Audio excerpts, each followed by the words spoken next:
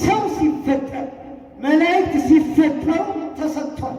ከነባቢነት ጋር ከልባዊነት ጋር ከያው አንድ ጊዜ ነው የተሰጠው። ያን የተሰጠውን ሃይማኖት ክርስቶስ ሊገልጥ ወደዚህ መጥቷል። ሊገልጥ ሊያረጋግጥ እውነትነቱን ሊገልጥ እንጂ ክርስቶስ ሃይማኖትን ሊመሰርት አልመጣም። ኢየሱስ ክርስቶስ ሃይማኖት ሊመሰርት አልመጣም ቢሏቸው ልክ ነው በሏቸው። ልክ ነው፣ ሊመሰርት አልመጣም። ግን ሊመሰርት ሳይሆን የመጣው የተመሰረተውን ሃይማኖት የተሰጠውን እርሱ የሰጠውን ሃይማኖት ሊያረጋግጥ ነው የመጣው ብሏቸው። እኔ እውነት ነኝ ሊል ነው የመጣው። እኔ መንገድ ነኝ ሊል ነው የመጣው። ምን ማለት ነው? እኔ ሃይማኖት ነኝ ሊል ነው የመጣው። በእሱ በኩል ማለት ሃይማኖት እሱ ነው ማለት ነው። እሱ ሊማልል ማለት አይደለም። እሱ ወደ አብ ሊያቀርብ ማለት አይደለም። ወደ ራሱ ሊያቀርብ ነው። ወደ ራሱ የቀረበ ወደ ወልድ የቀረበ ደግሞ ወደ አብና ወደ መንፈስ ቅዱስ የቀረበ ሰው ምርጫ አይደለም። መንገድ የሚባለው ዘርዝሬላችኋለሁ የዛሬ ሳምንት ጌታ የሰራቸው 5 መንገዶች የሚባሉ እነዛ መንገዶች ተከትለን ለምን ጌታ ሲሄድ ያስቀመጠው ዱካ። በጥንቱ ጊዜ ሰዎች አሸዋ ላይ የሚያስቀምጧቸው ምልክቶች አሉ። ስዕል እንደዛሬው ባልተስፋፋበት ዘመን፣ ጽሑፍ ባልነበረበት፣ ፊደል ባልነበረበት ዘመን የጥንት ሰዎች አሸዋው ላይ ምልክት ያስቀምጣሉ። ወይም ሰዎች አሸዋው ላይ የአንድን ሰው እግር ዱካ ቅርጽ፣ የእግር ቅርጽ፣ የጫማ ቅርጽ ከተመለከቱ በዚህ በኩል ሰው ሂዷል ማለት ነው ብለው ያንን ይከተላሉ። እኛ እንደሱ ጌታ የሄደበት መንገድ አለ። ልብ በሉ፣ ጌታ የሄደበት መንገድ አለ። ያስቀመጠው የእግሩ ፍለጋ አለ። ያስቀመጠው ዱካ አለ። ያስቀመጠው ምልክት አለ። ያን ምልክት ተከትለን እንሄዳለን። መንገድ ማለት ነው። ያ መንገድ የት ነው የሚያደርሰው? ወደ አብ፣ ወደ ወልድ፣ ወደ መንፈስ ቅዱስ የሚያደርሰው። ለምሳሌ አንደኛው ኃጢአትን መታመን፣ ሁለተኛው ጥምቀት፣ ሶስተኛው ብሕትውና፣ አራተኛው ምንኩስና፣ አምስተኛ ሰማዕትነት ብለን እነዚህን 5 ነገሮች ያስቀምጣል። በቤተ ክርስቲያን የሚሰራው ስርዓት ከእነዚህ ከ5ቱ ውጭ አለ። ኃጢአትን መታመን ማለት ንስሐ መግባት ማለት መናዘዝ። ክርስቶስ ኃጢአት የለበትም፣ ግን ኃጢአታቸውን ከሚናዘዙ ሰዎች እንደ አንዱ ሆኖ ራሱን በዮሐንስ ፊት አቀረበ። መጠመቅ፣ እኛ የምንጠመቀው ክርስቶስ ተጠምቆ መንገዳችን። ብሕትውና ብቻችንን የምንሆነው ክርስቶስ ብቻውን ስለኖረ በገዳመ ቆሮንቶስ ብቸኝነቱ ስላሳየብን ነው። ብሕትውና ማለት የግድ ፀጉር ማሳደግ ማለት አይደለም። ብሕትውና ማለት የግድ ገዳም መግባት ብቻ አይደለም። ራሱ ክርስትና ብሕትውና ነው ብለን አስበው። ናዝራዊነት ነው። ብሕትውና ትርጉሙ ብቸኝነት ማለት ስለሆነ በጉዞ ብቸኞች ነው፣ በሕይወት ብቸኞች ነው። በሆስፒታል ውስጥ እናንተ ብቸኞች፣ ስትጾሙ ብቸኞች ነው፣ ስትጸልዩ ብቸኞች ነው፣ ስታመልኩ ብቸኞች ነው፣ እዚህ ስትመጡ ብቸኞች፣ ነጠላ ስትለብሱ ብቸኞች ነው፣ ታቦት ስታነግሱ ለማንገስ ስትመጡ ብቸኞች ነው፣ ሌሊት ማህሌት ለመቆም ሰዓታት ለመቆም ስትመጡ ብቻችሁ ነው። ስለዚህ ብቸኞች ነው። አበላላችሁ፣ አመጋገባችሁ፣ አለባበሳችሁ፣ አረማመዳችሁ፣ ንግግራችሁ፣ አስተውሎታችሁ፣ ዝምታችሁ ብቸኛ ያደርጋችሁ፣ ከዓለም ይለያችሁ። ብሕትውና የሚባለው ይህን ጌታ አሳይቶ ከሌላ ያመጣ ማለት ነው። መንገዳችን እሱ ነው። ምሳሌ የምናደርገው ሰማዕትነት፣ ምስክርነት። ይሄ በብዙ መልኩ ይተረጎማል። ምስክርነት ወይም ሰማዕትነት ማለት የግድ አንገትን መቀላት ማለት ብቻ ነው። እሳት ውስጥ መጣል ማለት ብቻ ነው። ወደ ጉድጓድ፣ ወደ አንበሳ ጉድጓድ መጣል፣ የሚፈላ ውሃ ውስጥ መጨመር ማለት ብቻ ነው። ሰማዕትነት ማለት የእግዚአብሔርን ስም በማተብ መመስከር ማለት ነው። ብዙ የሚመሰክሩ ወንድሞች አሉ፣ ብዙ የሚመሰክሩ እህቶች አሉ። በባዕድ ዓለም በባዕድ ምድር ከኢትዮጵያ ውጭ በሆነው ሀገር ታቦት ይዘው የሚንከራተቱ አሉ። መሳቂያ እየሆኑ አንዳንዶች እየሳቁባቸው ምንድነው ይሄ ያዙት? ምንድነው ይሄ የለበሱት? ምንድነው ምን አይነት አለ ምንድነው የሚሉ ሲዘምሩ እያሉ የሚስቁባቸው በዛ አደባባይ በማይታወቁበት በባዕድ ምድር ታቦት ይዘው ወጥተው የሚዘምሩ ምስክርነት ነው። ሰማዕትነት ነው። እናንተ ነጠላ ለብሳችሁ በአስፋልት ስትሄዱ ሰማዕትነት ነው። ነጠላ ለብሳችሁ ስትጓዙ ወደ አድባራት ወደ ገዳማቱ ስትሄዱ ምስክርነት፣ ሰማዕትነት ነው።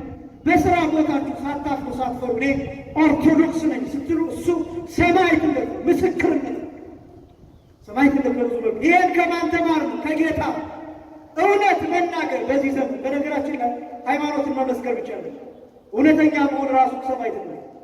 በዚህ እውነት መናገር ራሱ አለመማ ማርያምን ገብርኤልን ሳትሉ እውነቱን ዝርጥ አድርጋችሁ መናገር በዚህ ዘመን ሰማዕትነት። ጌታ የተናገሩት ምን አለ ጌታ? የዮሐንስ ወንጌል ምዕራፍ 18 ቁጥር 37 ላይ እኔ የመጣሁት ስለ እውነት ነው፣ የተወለድኩት ለእውነት ልመሰክር ነው። ጲላጦስ እውነት ምንድን ነው ብሎ ጠይቆታል። በጣም ከባድ ጥያቄ፣ እስካሁን ያልተመለሰ ጥያቄ ነው፣ ዝግ ጥያቄ ነው።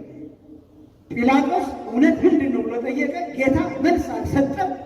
ጲላጦስም ይሄን ሰውዬ ምንም አላገኘሁበትም ንጹሕ ነው ብሎ እጁን ታጠበ። ጲላጦስ እውነት ምንድን ነው ብሎ ሲጠይቀው መልሱ ምንድን ነው? መልሱ ራሱ ክርስቶስ ራሱ ኢየሱስ ነው።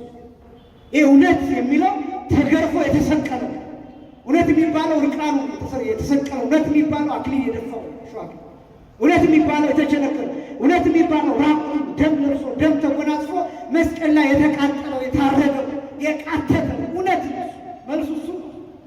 ፀሐይ የጨለመችው ጨረቃ ደም የሆነችው ከዋክብት የበደሉት መሬት የተሰነጣጠቀችው ዓለታት የተፈረፈሩ ሙታን ከመቃብር ተነስተው የመሰከሩት ይሄ እውነት ነው። እውነት ስለሆነ ምድርን አናውጣ። እውነት ስለሆነ የቤተ መቅደሱ መጋረጃ ለሁለት ተቀደው። መልሱ ጌታ ዝም ያለው ለዛ ጌታ መልስ የሚሰጠው በተግባር ነው። በብዛት በተግባር ነው የሚሰጠው። በጣም ብዙ ጥያቄዎች ተጠይቋል። መና ውረድ ተብሎ ተጠይቋል። ውሃ ከጭንጫ አፍልቅ ተብሎ ተጠይቋል። ተአምራት እንዲያደርግ እንደነ ኤልያስ እሳት አውርዶ ሰዎችን እንዲያቃጥል ተጠይቋል ጌታ። እንደነ ኤልያስ እንደነ ሙሴ እንደነ ኢያሱ የተለየ ተአምር እንዲያደርግ ፀሐይዋ ጨረቃዋን እንዲያቆም ተጠይቋል ጌታ። ይህንን በተግባር አላደረገው በእነሱ ፊት ግን ሲሰቀል ፀሐይን አጨልሞ ጨረቃን ደም አድርጎ አሳይቷል። ከዋክብት ወድቀዋል። ባህር እንደ ሙሴ ባህር ተራ ባህር አይደለም የከፈለው። ሙሴ ባህር እንደከፈለ ክርስቶስ የእሳት ባህር ረቂቅ የሆነ ባህር እሱን ከፍሎ አሳይቷል። ውሃ ከጭንጫ ማፍለቅ አይደለም ክርስቶስ ውሃ ከጭንጫ አላፈለቀም። ከጎኑ ግን ማየ ሕይወት አፍልቋል። የሕይወት ውሃ አፍልቋል። ይህን በተግባር ይሰራል። ሙሴ ወደ ምድረ ከነዓን እስራኤላውያን እንደመራ ጌታ ሁላችንን ወደ ገነት መርቶናል። ይህን በተግባር ይሰራል እና እነሱ የጠየቁትን እሱ መስቀል ያቀርባል። መልስ የሚሰጠው በተግባር እና ይህንን እውነት የሚለውን ራሱ ክርስቶስ እውነት ሆኖ ተሰቅሎ አሳይቷል። ይሄ ለባዊነት፣ ነባቢነት፣ ሕያውነት የሚባለው ልብ የሚባለው ቃል የሚባለው እስትንፋስ የሚባለው ምንድን ነው የሚለው ከዚህ በፊት በተወሰነ መልኩ ነግራቸዋለሁ። ልብ የሚባለው አይምሮ ነው ብያቸዋለሁ። ሀሳብ፣ አስተውሎት ልብ ይባላል። እስትንፋስ የምንለው የምንተነፍሰው ወይም ሕይወት የሚባለው ያው ሰው የሚተነፍሰው በሕይወት እስካለ ድረስ ስለሆነ ቃል ወይም ንባብ የሚባለው ይሄ የምናገረው። እነዚህ ሶስት ነገሮች ሰው የተባለ ሁሉ ውስጥ አሉ። ማንኛውም ሰው ነጭ፣ ጥቁር፣ አፍሪካዊ፣ አሜሪካዊ ምናምን ብትሉ ማንኛውም ሰው ውስጥ አለ። ይሄ ሕፃን ልጅ ውስጥ አለ፣ ሴት ላይ አለ፣ ወንድ ላይ አለ፣ ጥቁር ሰው ላይ አለ፣ ቀይ ሰው ላይ አለ፣ ማንኛውም ሰው ላይ ንግግር የምንለው መተንፈስ የምንለው እና የለባዊ ማስተዋል የሚባለው በዚህ አንለይም። በመናገር ማንም ሰው ይናገር፣ ቃል ማንም ሰው፣ ልብ፣ አይምሮ፣ አንጎል ማንም ሰው፣ ሕይወት ማንም ሰው። እነዚህ ሶስት ነገሮች ምን ማለት ነው? በሌላ አባባል ይሄ ሃይማኖት ይባላል ብያቸው የተሰጠነው ምንድነው? ለዚህ ልብ ምንድን ነው? ከዚህ ጋር ምን ያገናኘው ቢባል ልብ አብ ነው ብያቸዋለሁ፣ ወልድ ቃል ነው ብያቸዋለሁ፣ እስትንፋስ መንፈስ ቅዱስ ነው ብያቸዋለሁ። እስኪ አብ ምንድን ነው? አብ ልብ ነው። እድገምላችሁና እናንተ ትሉታላችሁ። አብ ልብ ነው፣ ወልድ ቃል ነው፣ መንፈስ ቅዱስ እስትንፋስ ነው። እስኪ አብ ምንድን ነው አልኳችሁ? ልብ ነው። ወልድ ምንድን ነው? ቃል ነው። መንፈስ ቅዱስ ምንድን ነው? እስትንፋስ ነው። ድገሙት። አብ ምንድን ነው? አይሰማኝም ድምጻችሁ። አብ ምንድን ነው? ልብ ነው። ወልድ ምንድን ነው? ቃል ነው። መንፈስ ቅዱስ ምንድን ነው? እስትንፋስ ነው። ከዚህ በፊት ልገልጥላችሁ እንደሞከርኩት ምን አይነት ልብ፣ ምን አይነት ቃል፣ ምን አይነት እስትንፋስ። አሁን እኛ ልብ የምንለው ማስተዋል የምንለው ሀሳብ ብላችሁ ሰው ሀሳብ አካል የለው፣ ግዘፍ የለው፣ አይያዝም፣ አይጨበጥም፣ አይዳሰስም፣ አካል የለው። ሀሳብ የሚባለው እሱ ነው። ልብ የምንለው ቃል የምንለው የሚያዛል፣ የሚዳስሳል። እኔ አሁን ተናገርኩኝ፣ የተናገርኩትን ቃል ልትይዙት ብትሞክሩ አትይዙት። ጀስት ዌቭ ሞገድ የሆነ ፓርቲክሎችን እየገፋ የሚወጣ ኤነርጂ። እናንተ ጆሮ የሚደርሰው የሆነ የአየር ሞለኪውሎችን እነሱን እያንቀሳቀሰ ዌቭ እየሰራ ፕሮፓጌት እያደረገ እናንተ ጆሮ ይገባል ኤነርጂ። ስለዚህ አጭሩት ቃል የሚባለው እስትንፋስ የሚባለው ወይም ሕይወት የሚባለው የሚጨበጣል፣ የሚዳሰሳል፣ አየር አካል። አብ ወልድ መንፈስ ቅዱስ ጋር ስንመጣ አብ ልብ ነው ስንል ምን ማለታችን ነው? አካላዊ ልብ ማለታችን። ወልድ ቃል ነው ማለታችን አካላዊ ቃል ማለታችን። መንፈስ ቅዱስ እስትንፋስ ወይም ሕይወት ነው ማለታችን አካላዊ እስትንፋስ አካላዊ ሕይወት ነው። ምን ማለት ነው? አካል ያለው እጅ ያለው እግር ያለው ዓይን ያለው ማለት ነው። አይያዝም፣ አይጨበጥም፣ አይዳሰስም፣ ረቂቅ ነው ግን አካል አለ። በጣም ያው ከባዱ ትምህርት ይሄ ነው። በነገራችን ላይ በዮሐንስ ወንጌል ምዕራፍ 1 ቁጥር 1 ላይ በመጀመሪያው ምን ነበረ ይላል? በመጀመሪያ ምን ነበረ ይላል? ቃል ነበረ። ያ ቃል ምን አይነት ነው? ይሄ የምናገረው አይነት ቃል አለ። ሊቃውንቱ በሶስት የሚያስቀምጧቸው የቃላት አይነት አለ። ዝርዋን ቃላት የሚባሉ ፖርፎሪኮን፣ አትረጋወን የሚባሉ ቃላት አሉ። አትሪኮን፣ ፖርፎሪኮን፣ አትረጋወን የሚባሉ የእንስሳት ቃላት፣ የመላእክት ቃላት፣ የሰዎች ቃላት እና ነቢያት ትንቢት የተናገሩባቸው ቃላት አሉ። እነዚህ ዝርዋን ማለት ብትኖች ናቸው። ከተናገራችኋቸው በኋላ አታገኛቸው፣ አይያዙም፣ አይጨበጡም። የወርድ ኢዝ ኖት ላይክ ኤ ስፓሮው ይላሉ ፈረንጆች። ቃል እንደ ወፍ አይደለም። ዩ ካንት ካች ኢት ፍላይስ አውት ይላሉ። ከበረረ በኋላ ልትይዘው አትችልም። ወፍም ከበረረ በኋላ የሆነ ነገር አጥምደህ መልሰህ ልትይዘው ትችላለህ። ግን ቃልም ግን ከበረረ በኋላ አትይዘው። ወፍ አየህ፣ ቃል ማለት ዝርው ብትን። እነዚህ ዝርዋ ቃል ወልድን ግን ቃል ስንለው ዝርው ቃል ሳይሆን አካላዊ ቃል። አካላዊ ማለት ምን ማለት ነው? አካል ያለው ምን አይነት አካል? እጅ ያለው፣ እግር ያለው፣ ዓይን ያለው። ምን አይነት ዓይን? ምን አይነት እጅ? በጣም ከባድ ይሄን ማብራራት ነው።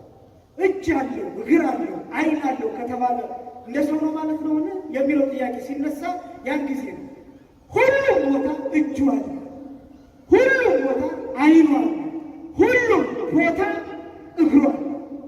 አትይዙትም፣ አትጨብጡትም። ሁሉም አሁን ተመልከቱ፣ ምን አሁን ተመልከቱ። ለምሳሌ የኔ እጅ እዚህ አፍሮስ ላይ ብቻ ነው። የኔን እጅ ሌላ ቦታ ብትፈልጉት አታገኙት። የኔ እግር የቆመው እዚህ ቦታ ብቻ ነው። ሌላ ቦታ የኔ እግር አይገኝም። የኔ አካል ያለው እዚህ ብቻ ነው፣ ሌላ ቦታ አይገኝም። እናንተ እዚህ ናችሁ፣ በቃ ሌላ ቦታ አትገኙ። የወልድ የአካላዊ ቃል ወልድ አካል ግን በሁሉም ቦታ ሙሉ፣ በሁሉም ቦታ ሙሉ ነው ማለት ዓይኑ የሆነ ቦታ ሆኖ እዛ እግሩ የለም ማለት አይደለም። እሱ ባወቀ ዓይኑ፣ እጁ፣ እግሩ፣ ሌላው አካል በሁሉም ቦታ 318 ሊቃውንት እንዲህ ይገልጣል።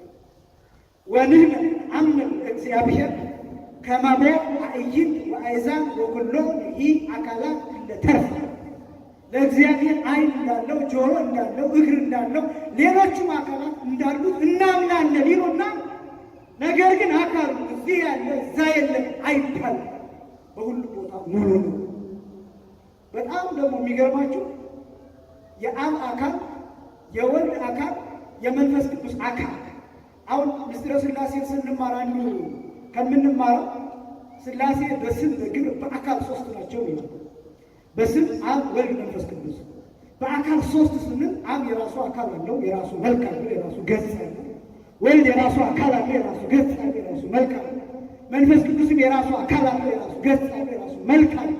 ሙሉ አካል በሁሉም ቦታ ሙሉ የሆነ አብ የያዘውን ቦታ ወልድ ይዞታል። በጣም ቢገርማችሁ ይሄ አብ የያዘውን ቦታ ወልድ ይዞታል። ወልድ የያዘውን ቦታ መንፈስ ቅዱስ ይዞታል። መንፈስ ቅዱስ የያዘውን ቦታ አብን ወልድም ይዘውታል። ሁሉም የያዙትን ቦታ ሁሉም ይዘውታል። ምን ማለት ነው? አብ የሚገኝበት ቦታ ወልድ ይገኛል። አብ የሚገኝበት ወልድ የማይገኝበት ቦታ የለም። ወልድ የሚገኝበት አብና መንፈስ ቅዱስ የማይገኝበት ቦታ የለም። መንፈስ ቅዱስ የሚገኝበት አብና ወልድ የማይገኝበት ቦታ የለም። ሁሉም በሁሉ አለ። አይገፋፉም ወይ? አይገፋፉም። ለምሳሌ እኔ የቆምኩበት ቦታ ማንም ሰው መቆም አይችልም። ፍርጥ ቢል እኔ ካለቀኩት እናንተ የተቀመጣችሁበት ወንበር ላይ እናንተ እያላችሁ ማንም ሰው መቀመጥ ይዛችኋል። ለምን? ቁስ ነን እኛ። ማተር ኢዝ ኤኒቲንግ ዛት ሃዝ ማስ ኤንድ ኦኩፓይስ ስፔስ የሚባለው ቁስ የሚባለው ማንኛው መጠነ ግዝፈት ያለው ቦታ የሚይዝ በሙሉ ምን ይባላል? ማተር ወይም ቁስ ይባላል። ተመልከቱ። እንዲህ ከሆነ የአብ አካል፣ የወልድ አካል፣ የመንፈስ ቅዱስ አካል በቁስነት የሚተነትናል። ቁስ ማለት ማለት ማሳ፣ ቁስ ማለት ማለት ቮሊዩም ማለት፣ ቁስ ማለት ማለት ዴንሲቲ። የአብ አካል፣ የወልድ አካል፣ የመንፈስ ቅዱስ አካል ማስ የሚለካበት አይደለም። ቮሊዩም የሚነገርለት አይደለም። ዴንሲቲ የሚወራለት አይደለም፣ አይነካም። ረቂቅ የምንለው ለዚህ ነው። ከዚህ የአብ አካል የወልድ አካል የመንፈስ ቅዱስ አካል ሁሉን ቦታ ይዟል። ሁሉም ቦታ አብ አካላዊ ልብ፣ ወልድ አካላዊ ቃል፣ መንፈስ ቅዱስ አካላዊ እስትንፋስ ወይም አካላዊ ሕይወት ተብሎ የሚገለጠው ይሄ። እንዲህ ከሆነ አብ በልብ ከተመሰለ፣ ወልድ በቃል ከተመሰለ፣ ቃል ነው ከተባለ፣ መንፈስ ቅዱስ በእስትንፋስነት ከተመሰለ እኛ ውስጥ ልብ አለ፣ እኛ ውስጥ ቃል አለ፣ እኛ ውስጥ ሕይወት አለ። ስለዚህ በሌላ አባባል ምን ማለት ነው? የአብ ምሳሌነት እኔ ውስጥ አለ፣ የወልድ ምሳሌነት እኔ ውስጥ አለ፣ የመንፈስ ቅዱስ ምሳሌነት እኔ ውስጥ። ምን ማለት ነው? ሃይማኖት እኔ ውስጥ አለ። ሃይማኖት ይባላል።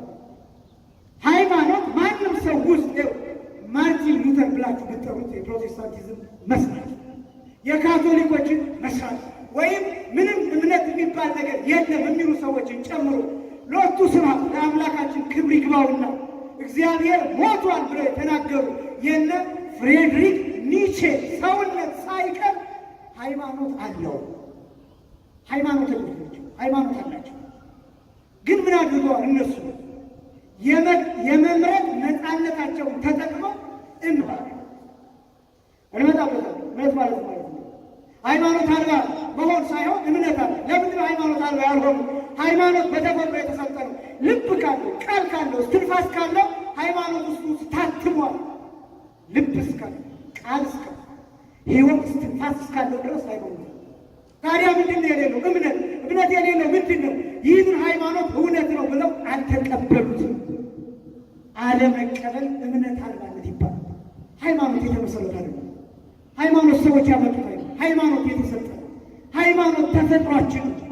እናንተ ብታምኑ ባታምኑ፣ እኔ ባምን ባላምን፣ ዓለም በሙሉ ቢክድ፣ ዓለም በሙሉ እምነት አልባ ቢሆን ሃይማኖት ግን አለ።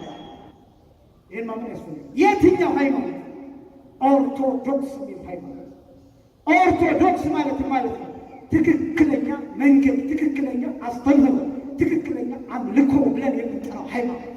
ከየት የሚጀምር? ከመላእክት የሚጀምር፣ ከመላእክት ልቡና፣ ከመላእክት ቃል፣ ከመላእክት ሕያውነት የሚጀምር። እንዴት? መልአኩ ቅዱስ ገብርኤል በያለንበት እንጽና ብሎ ሲጀምር ኦርቶዶክስ የሚለው ስም የሚጀምርበት ሃይማኖት እሱ ነው። እሱን ሃይማኖት ነው። ያ በጥንት የነበረ ቀድሞ የነበረ ሰዎች የመሰረቱት አለ። ክርስቶስ ሲመጣ ይሄን ገለጠው፣ ይሄን አረጋገጠው ነው እንጂ መሰረተው አለ። ምን ነው? ይሄን ገለጠው፣ በምስጢረ ሥጋዌ ገለጠው። ወደፊት እንመለከተው።